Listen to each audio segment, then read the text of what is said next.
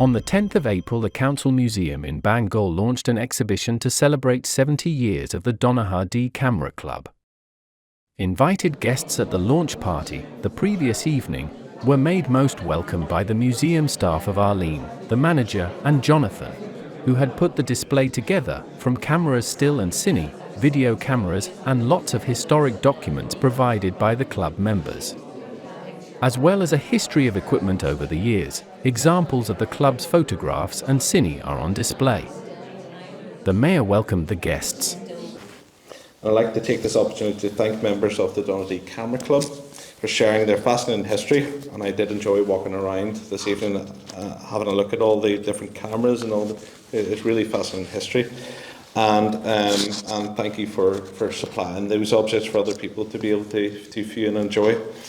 And I'd also like to thank staff at the Bangor Museum for all their work, and I hope you all enjoy this display that we have here and have a really pleasant evening. Thank you very much.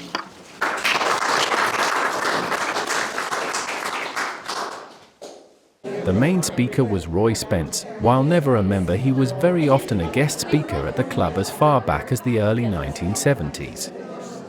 Roy, a past many times winner of the 10 Best Cine competition and respected filmmaker, was always going to be entertaining. This is just a short extract from his talk.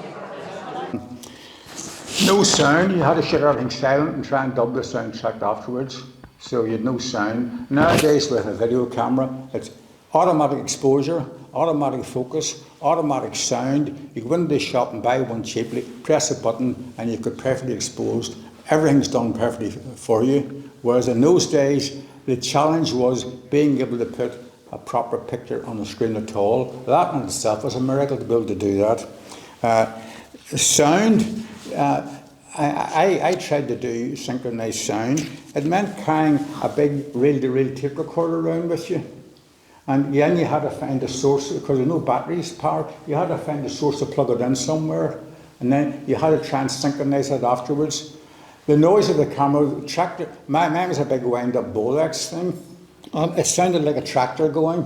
So I built a coffin for it, big box lined with foam and lined with lead to try to cut down the noise of the camera. These are all the things that you're up against trying to shoot film in those days. And as I say, it's a miracle that films were made at all. And it's a tribute to Donaghadee, the cameramen, and there only were a few cine makers that they produced so much good work.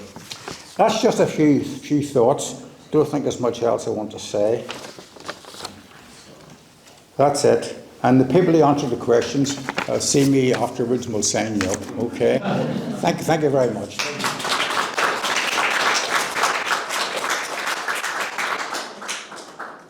The final speaker was Ken Best, current chairman of the club.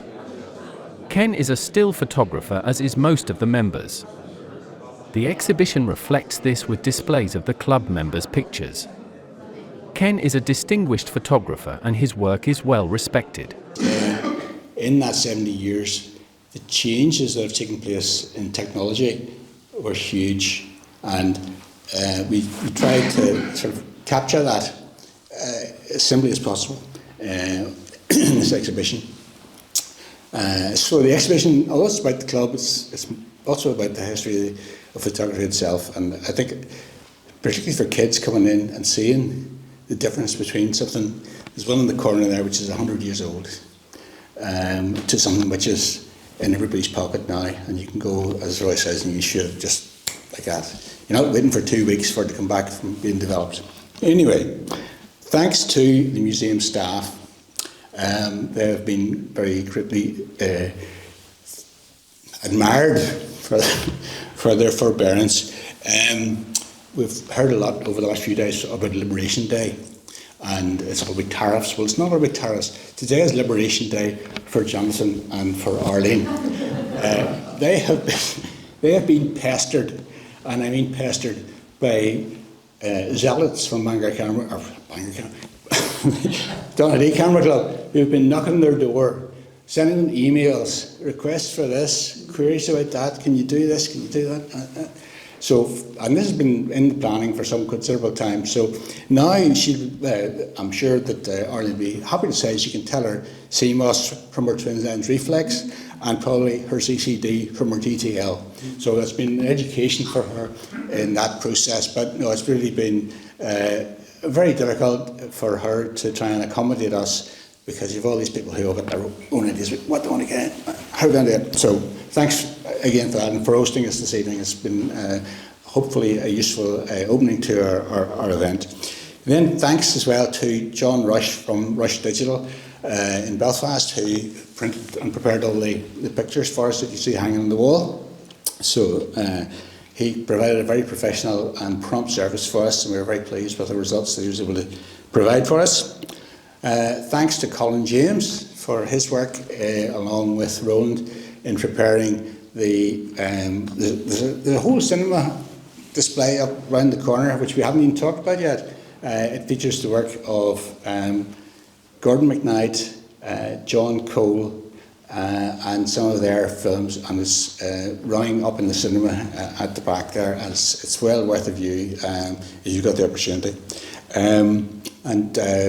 Colin gave of his time very freely in putting together the little rolling display as well as helping us with the technical aspects on the cine and video. No doubt Roy could have come along and corrected some of the stuff that we had got wrong, but I'm sure he's too diplomatic to do that.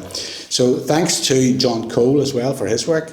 He helped us to prepare that display for the cinema area. And then thanks to Mervyn Marshall, who's lent us one of the cameras on display in the cabinets. And then finally to thank our own club members for their work.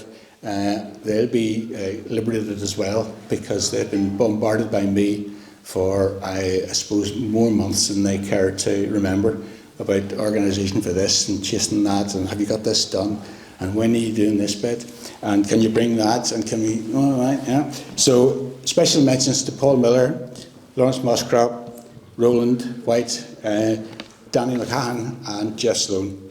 So on that, I'll bring the proceedings to a close as far as the formal part of this evening is concerned. So you're welcome to peruse. I think we've got till 8 o'clock. So you've plenty of time to have a look around. And Danny's waving. Remind everyone, if they wouldn't mind, sign your visitor's book. Oh yes, sign the visitor's book, please do. And also, for those of you who maybe are interested and available, I'm doing a lecture on the 29th of May about this little camera in the corner of the cabinet over here, the 100-year-old camera. I bought my first rolls of black and white film in over 20 years, and they cost me 18 quid for the buy a film with 8 exposures. That was before I got it developed, but it opened up a huge avenue of interest for me into the history of the camera, the history of technology, how it played an important role in the First World War, and it's actually some very interesting local angles about it as well. So that's maybe some issue to put in your diary for the 29th of May. So, thank you very much. Thank you.